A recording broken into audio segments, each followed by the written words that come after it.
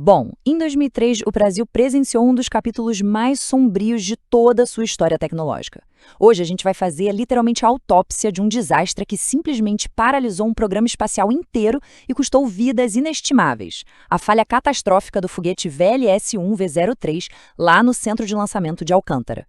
O nosso objetivo nessa análise é dissecar os fatos, entender as falhas mecânicas e as consequências duradouras desse evento que mudou para sempre o rumo da exploração espacial no país. E para a gente entender direitinho essa tragédia, vamos dividir a nossa análise em 5 passos super claros. Primeiro, o sonho espacial brasileiro. Depois, o trágico 22 de agosto de 2003, passando pela investigação do desastre, a surpreendente causa eletrostática e, por fim, o fim de uma era. Vamos lá! Parte 1. O sonho espacial brasileiro. Essa tragédia de 2003 não aconteceu no vácuo, né? Ela foi, na verdade, o ápice de décadas de ambição e de muito suor técnico que moldaram o programa do veículo lançador de satélites, o nosso conhecido VLS-1. Olha só esse histórico aqui no painel. O programa do VLS-1 já tinha um caminho bem complexo e acidentado muito antes de 2003. A proposta original veio lá de 1979, ou seja, levou quase 2 décadas de trabalho duro para chegar na plataforma. A primeira tentativa, em 1997, acabou caindo no Oceano Atlântico porque um dos motores simplesmente não acionou. Daí, na segunda tentativa, em 1999, o foguete teve que ser destruído remotamente só 3 minutos depois da decolagem, quando uma chama invadiu o segundo estágio. Foi um caminho desde o início cheio de percalços técnicos bem severos. E é exatamente por causa desse histórico que os riscos estavam lá nas alturas para a terceira tentativa, que foi batizada de Operação São Luís. Não era só mais um teste. O objetivo real era para valer: colocar satélites brasileiros no espaço, alcançando uma órbita de 750 km de altura para abrigar o microsatélite SATEC do INPE e o nanosatélite ONOSAT. Era, sem dúvida, a chance de ouro para provar a capacidade do centro de lançamento de Alcântara para o mundo inteiro. 2. 22 de agosto de 2003, o dia do acidente. Faltavam, incrivelmente, só 3 dias para o lançamento. As equipes de engenheiros, mecânicos e técnicos estavam trabalhando direto na plataforma, fazendo os preparativos finais num clima de imensa expectativa. Mas aí, exatamente às 13 horas, 26 minutos e 6 segundos daquele dia 22 de agosto, tudo mudou. Esse é o milissegundo exato que as câmeras de segurança capturaram. Uma ignição não planejada tomou conta da base de repente. Não teve nenhum tipo de aviso sonoro, nenhum tempo para evacuação. A ignição de um motor do primeiro estágio simplesmente iniciou o desastre de forma instantânea. Em questão de 8 segundos, apenas 8 segundos, toda a torre móvel de integração foi engolida por fumaça e gases superaquecidos que chegaram a absurdos 3.000 graus Celsius. Para se ter uma ideia do nível de destruição, o foguete foi completamente obliterado ali mesmo, na própria plataforma, antes mesmo de ter qualquer chance de sair do chão. E tem uma ironia dramática enorme nessa situação toda.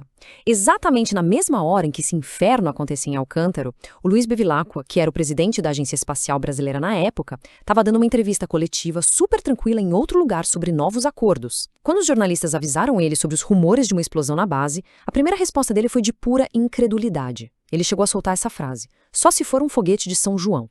Isso mostra muito bem o quanto essa falha foi algo completamente inesperado. Absolutamente ninguém da alta cúpula do programa achava que um evento desse tipo fosse remotamente possível.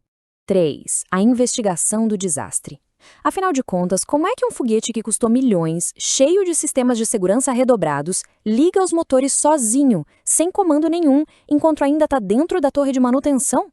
Essa perplexidade inicial logo virou uma busca desesperada e urgente por respostas. Dada a gravidade extrema da coisa, a investigação exigiu uma força-tarefa pesada. O Ministério da Defesa do Brasil instaurou na hora um inquérito policial militar e uma comissão técnica. Mas, para garantir que a apuração fosse totalmente imparcial e trazer uma visão externa inquestionável, o governo chamou reforços de peso. Eles trouxeram 6 especialistas da Agência Aeroespacial Russa para trabalhar lado a lado com os investigadores brasileiros nessa busca rigorosa pela verdade. Só que antes de achar a causa real, a equipe precisava eliminar o ruído, e eles descartaram várias teorias logo de cara. Primeiro, as operações de rotina que estavam rolando na plataforma não apresentavam risco. Segundo, não caiu nenhum raio naquele dia que pudesse justificar uma faísca externa. E terceiro, e isso é bem importante de frisar, apesar de todos os boatos fortíssimos e das suspeitas de espionagem e sabotagem internacional, especificamente de agentes franceses no Maranhão, a comissão não encontrou absolutamente nenhuma evidência de sabotagem. 4. A causa eletrostática. Com teorias de erro humano direto e sabotagem totalmente eliminadas da jogada, os investigadores mergulharam fundo na física dos materiais e na engenharia elétrica do VLS-1 para desvendar um fenômeno que é invisível, mas altamente letal. A grande resposta estava num princípio básico de física. Uma descarga eletrostática é basicamente o fluxo repentino de eletricidade. Sabe aquele famoso choquinho de estática? Acontece quando há um acúmulo de energia que, de repente, encontra um caminho para se dissipar. Num contexto normal, é inofensivo, mas no contexto implacável de um foguete carregado com toneladas de propelente sólido super volátil, uma faísca minúscula e invisível se torna um gatilho devastador. A comissão acabou descobrindo uma cadeia letal de omissões no design do foguete. Passo 1. Eles notaram que faltava uma ponte de aterramento conectando o bloco do propelente à carcaça do motor, o que era essencial para impedir o acúmulo de carga. Passo 2. Não tinha uma barreira física para isolar os blocos.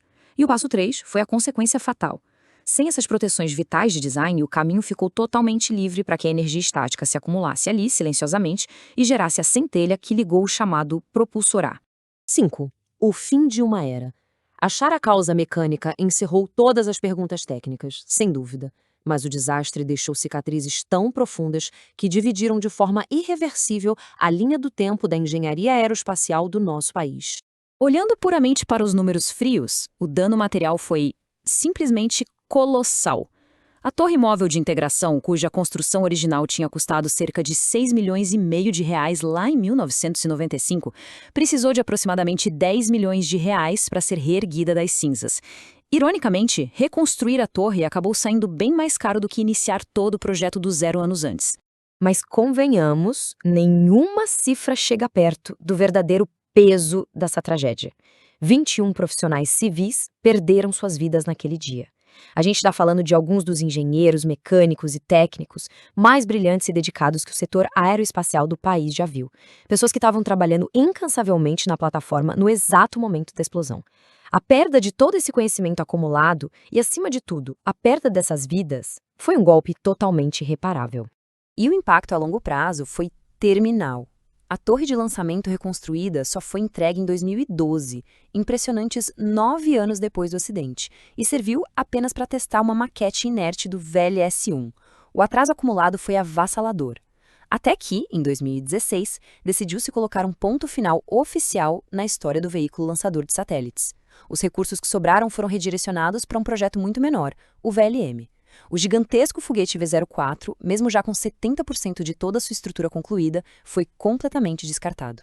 E toda essa história nos deixa com uma reflexão inevitável. O que o cancelamento do programa VLS e a perda trágica de seus profissionais mais brilhantes significam para o futuro da nossa exploração espacial? Quando o país perde mentes pioneiras numa catástrofe de 3.000 graus e mais de uma década depois simplesmente engaveta o projeto ambicioso pelo qual essas pessoas literalmente deram a vida, qual passa a ser o novo horizonte tecnológico brasileiro? É uma questão bastante incômoda que ainda ecoa no silêncio da plataforma de Alcântara. Fica aí a lição severa da engenharia, de que um mero detalhe invisível pode mudar a história, e o nosso profundo respeito aos que se foram. Muito obrigado por acompanhar essa análise e até a próxima.